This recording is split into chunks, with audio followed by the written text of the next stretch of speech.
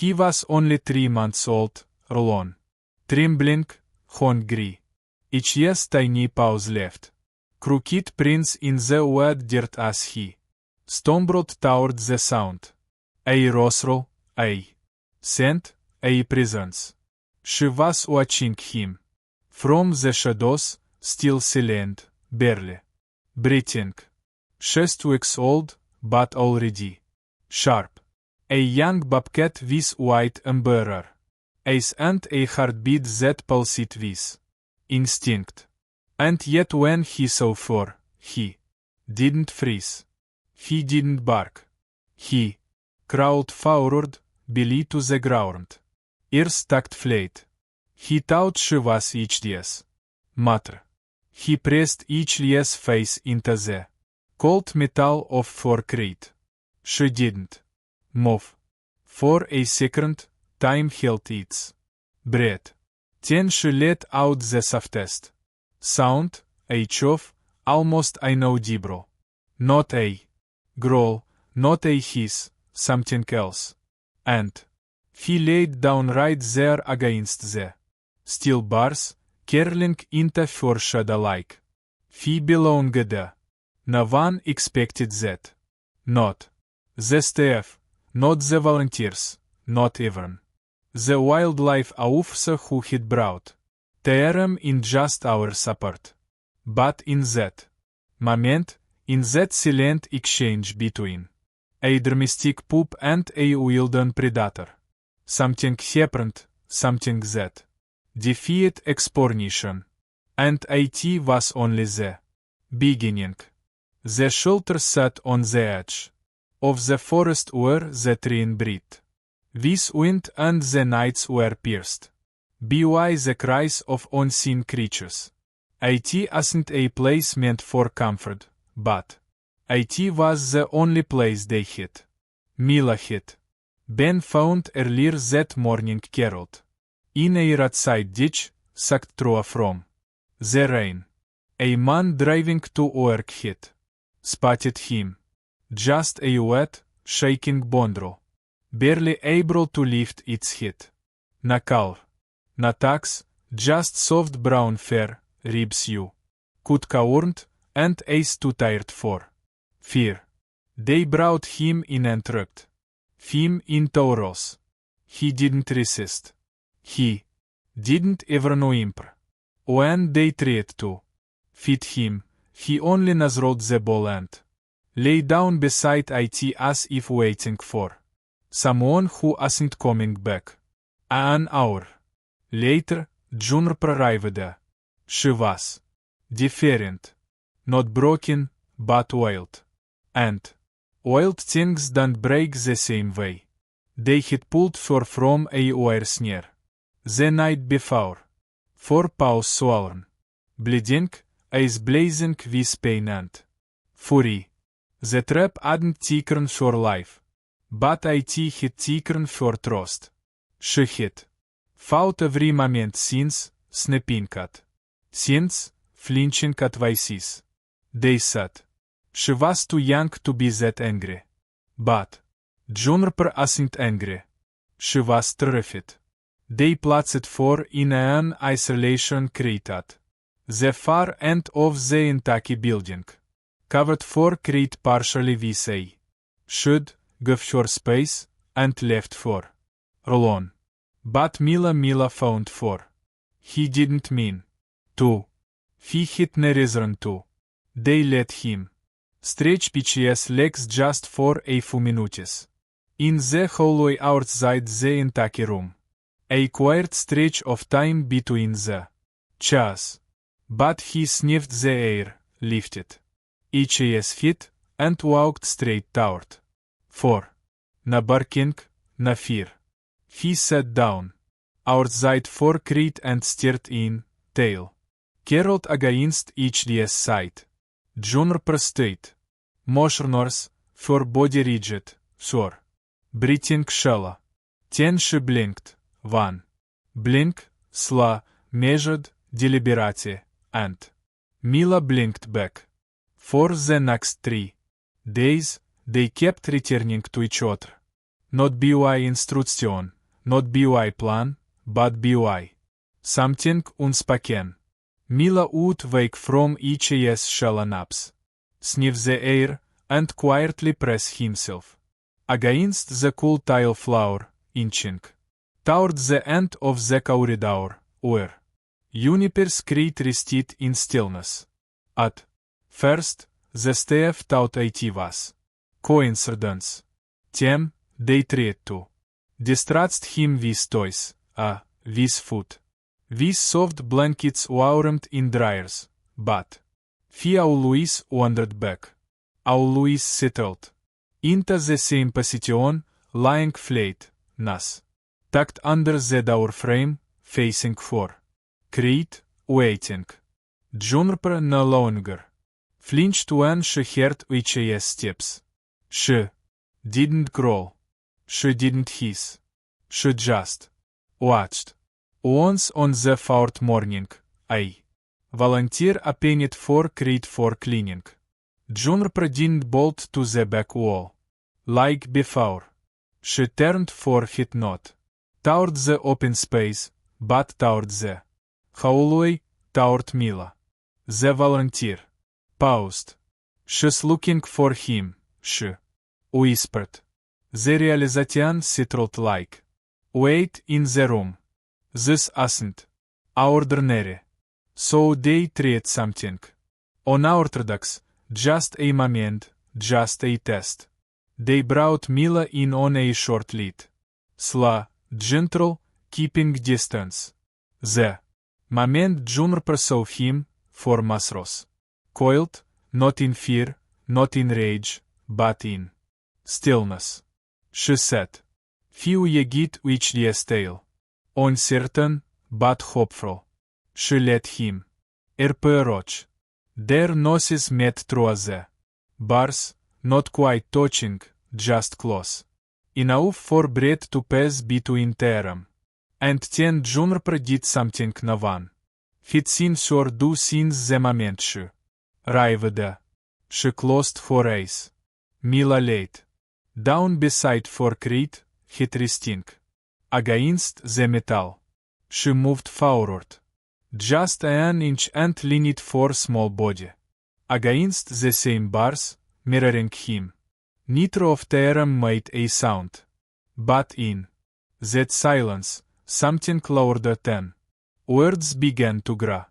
The staff didn't speak of a tearloot at first. They observed, took notice, recorded everything. Each small movement, each quiet exchange. This isn't something in the handbook. There were no protocols for bonding between species, especially not between predator and prey. But Mila and Juniper weren't following rules. They began to think in strange, delicate ways. When Mila eyed, Juniper moved closer to the bars when she caroled into the corner of for Creed at night. Mila mirrored for shape against the outside. All the cameras installed to monitor for recovery captured hours of footage. Two small bodies back to back, separated by cold steel, but breathing as one.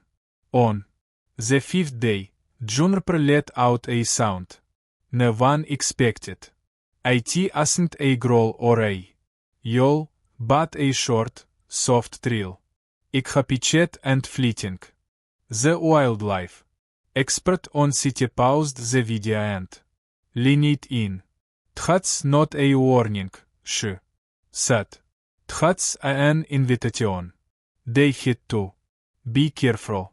Juniper was still healing. Still fragile, but her behavior was changing rapidly. She no longer paced in circles. No more panicked attempts to escape. When Steph approached for enclosure, she didn't flatten for ears. She turned for feet, looking for him. Mila. So they brought him closer, still on lead, still cautious. They sat with him beside for open Creed, barriers in place, symbols watching every muscle. To each. The air was tense. One wrong move could ruin everything. But there was no tension in Juniper. She stepped forward, not with hesitation, but with certainty. Fornas touched each yes. Mila stayed still, tail sweeping once across the floor. Then she did something no one dared imagine. She reached a paw through the gap and touched each yes leg gently, deliberately, as if to say, I know you. And Mila leaned into for touch. That night, for the first time, Juniper slept without pacing, without flinching. She caroled into herself close to the bars and breathed in RHYTHM with the soft snoring. On the other side, the world was still in for, but so bullish show something new. Something like trust. The following morning, something unexpected happened. In the outdoor enclosure adjacent to the Kentucky wing, a group of adult dogs was being exercised. One of them, a large golden retriever named Sadie, spotted Mila through the chain link and barked playfully. For tail wagged with excitement. The handler smiled, opened the gate, and let Mila join the group. For the first time, he was hesitant at first. Each yes steps were cautious, ears pulled back, tail. But Sadie approached gently, leaning for his hand. Nudging a soft, plush toy toward him. A faded red fox worn at the seams, but still whole. Mila sniffed it, then cautiously picked it up in each yes mouth.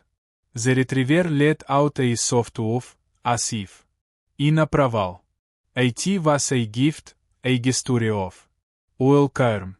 Mila carried the toy back inside, gripping it tightly between each yes teeth. He didn't play with it, didn't chewed as it like the others. He simply held it protectively. Then he walked down the hallway straight to Juniper's crate. He sat in front of four, placed the plush fox gently on the floor, and pushed it forward with each yes. Not until it touched the edge of the bars. Juniper didn't move at first. She stared at their object, eyes flicking between it and the puppy, who waited silently. Then slowly she stepped forward and sniffed. Mila wagged each yes tail once. It became a ritual. Each morning it bring the fox to her crate, wait and press it close. She never pulled it inside, but she always approached, always acknowledged. Some days she would lie beside it as if guarding it. Other times, she would touch it with her paw, then return for gaze to him, to anyone else. It was just a toy. But to Mila it was more than that. It was a piece of HS trust, HS belonging, something soft and safe in a world that had once been too cold, too loud. And now he was giving it to her. Not because he had to, because she was the only one who understood what it meant. Juniper's recovery had gone better than anyone expected. For Paul was healing, the swelling gone, the wound closing cleanly. With for progress came a change in her environment. She was moved from the isolation crate to a larger outdoor enclosure, a proper space, grass, branches, shadows to hide in, room to move like the wild animal she was born to be. But even in that open space, she stayed near the gate. Near the hollow where Mila's sense still lingered. The first day in the new enclosure, she paced, not in panic. This was different, purposeful, as if she was waiting. And she was. Because Mila didn't come. It wasn't. Because they forgot. The handlers wanted to be careful. A new environment could trigger instinct. Make Juniper revert. Retreat. She needed time to adjust. But Mila didn't understand that. He waited. By the hollow door, paws pressed to the frame, ears forward, tail still. The plush fox lay beside him, untouched. When they finally brought him out to for enclosure, he didn't bark. He didn't pull on the leash. He simply walked straight through the gate, straight to for. Juniper stood frozen for a breathless second. Then she stepped forward, ears up, posture alert, but come. Not a warning, a greeting. They met in the center of the space. Нас. Танце, на barrier, на metal, just air. The handlers held their breath. Juniper circled him once, brushing her shoulder against each side. Mila didn't flinch. He let her move, let her examine, let her lead. Then, gently, he dropped the toy between their arm. She leapt for hit and sniffed at. Then, so delicately it was almost missed, placed a power cross at. They both lay down together, and for the first time, Mila didn't press himself against a wall or door to be near. For he didn't have to. She was there, out in the open with him, and the wild round their grew quiet. Out of their band began to spread. Staff members who fit worked in wildlife rehabilitation. 4 years came to watch their quietly, respectfully. No one interfered. No one gave comments. They just observed. Because what they were witnessing wasn't training. It wasn't conditioning. It was something far more fragile and far more real. Juniper began to change. She no longer fit in the corners of the enclosure. She climbed the branches, stretched out in the sun. Willard even chased leaves when the wind carried them just right. But she always did it near Mila. He followed for with steady ace. And when she rested, he came to foresight and lay each hit across 4 front paws. She lowered it, not as a tolerance, but as a choice. Then came the day the decision had to be made. The rep center that had taken Juniper in was a temporary facility. For case had always been listed for transfer to a dedicated wildlife release center across the state, a place where she would be returned to the wild. No humans, no dogs, no attachments. The transfer was scheduled for the end of the week. The handlers reviewed her progress, her healing, her instincts, for her ability to survive. By every measurable standard, Juniper was ready. But they hadn't measured this. They hadn't accounted for the way she lay at the gate after Mila was taken in for a routine vet check, refusing food until he returned. They hadn't returned down the way Mila sniffed the wind and looked toward for enclosure the moment she was out of sight. These things weren't in their charts, but they were in the air. Still. The orders stood. She was to be transported at dawn. Mila would remain behind. That night, Juniper didn't carol. Beside him. She paced, restless, anxious. 4 Ace never left the direction of the building. And Mila howled. It wasn't loud. It wasn't long, but it was hard deep, soft and arching. The sound of something unraveling inside a soul too young to understand why. The sky was still dark when they came for 4 quiet voices, soft lights, gloves, and careers. She resisted, not with claws, not with teeth, but with silence. She backed into the farthest corner and stared through the gate at the place where he always appeared. And he wasn't there. They carried Juniper out before sunrise. She didn't fight. She didn't scream. She simply let 4 body go heavy. 4 muscles limp, as if refusing to give them the satisfaction of resistance. 4 eyes never closed during the ride.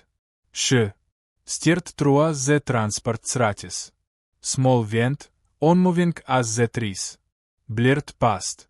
Each mile took 4 farther from the only thing that he'd ever felt safe. Back at the shelter, Mila searched. He paced the hallway where 4 scent still lingered. Sat at the gate of 4 empty enclosure. Huini softly when no one came. The fox toy lay untouched in the grass, exactly where Juniper had left it the night before. The hinders watched helplessly. He refused food. Ignored the other dogs, ignored the toys, ignored the voices that once brought comfort. Instead, he sat still. For hours, nose pressed against the fence, ears twitching at every sound. Beyond the trees, by the second night, he had stopped sleeping. On the third, he disappeared. It happened during a quiet window just after evening feedings, when most of the team had stepped away. Someone left a gate unlatched between runs. It wasn't deliberate. It wasn't negligence, just a moment. But for Mila, it was enough. The forest was cold and endless. Leechless paws were soft and prepared for the terrain. But he didn't hesitate. He moved by sand, by memory, by something no GPS could ever replicate. The center received the alert. The next morning, a volunteer found the gate, swinging in the breeze, muddy paw prints, leading into the woods. Panic spread fast. They searched for hours, 10 days. Flyers went up, past shared online. Mila was small, vulnerable, untrained in the wild. Everyone feared the worst. But on the morning of the 5th day, a call came in. A wildlife tech at the release center miles away. Across 2 counties reported something impossible. A young dog had been found, carried outside the perimeter fence. Thin, limping, covered in burrs and pain needles, but alive. And he wasn't barking. He wasn't whining. He was watching a figure behind the mesh gate. A small spotted shape that hadn't moved in hours. Juniper. Juniper had been restless since the day she arrived there. The new facility was quiet, yellow-managed, surrounded by forest on all sides. Perfect for Ranga. But she didn't explore. She didn't climb or hunt or Test the edges of your new word. Waited. In the farthest corner of for. Enclosure, beneath a ticket of brush. She kept sore bodila, ace fixed on the pad beyond the gate. She refused food. The first 2 days, ignored enrichment. Toys, avoided human presence. For wild. Instincts were untouched. But something else had been left behind, something she hadn't meant to lose. On the 5th morning, she stirred early. Before the staff arrived, before the sun hit. Cleared the treetops, she stood and walked to the fence, and she let out a sound no one at the center had ever heard. A sharp, sharp, urgent calling. When they came to investigate, they found for standing tall at the gate. Ears forward, body alert. And just beyond the fence, barely visible in the morning mist, was Mila. He didn't bark. He didn't run. He just stood there, tail still, eyes locked with hers. The moment der Gage Junior prokroučertla. Tail flicking once before she pressed for body to the earth. Not in fear, but in resignation. She knew him. And Mila, starved, sorry, exhausted, took a trembling step forward and sat down against the fence, just as he had done the first day they met. The silence between them was complete. When the staff approached, Mila didn't move. He didn't react to the lash or the voices. Each's entire focus was on the shape behind the mesh, the only home he had ever chosen. Junior remained by the gate for hours after they took him inside. When a Findor brought the fax toy retrieved from the shelter and placed it just outside her enclosure, she pressed for nas to it, then lay down beside it, as if nothing had changed, as if he had never left. But he had found for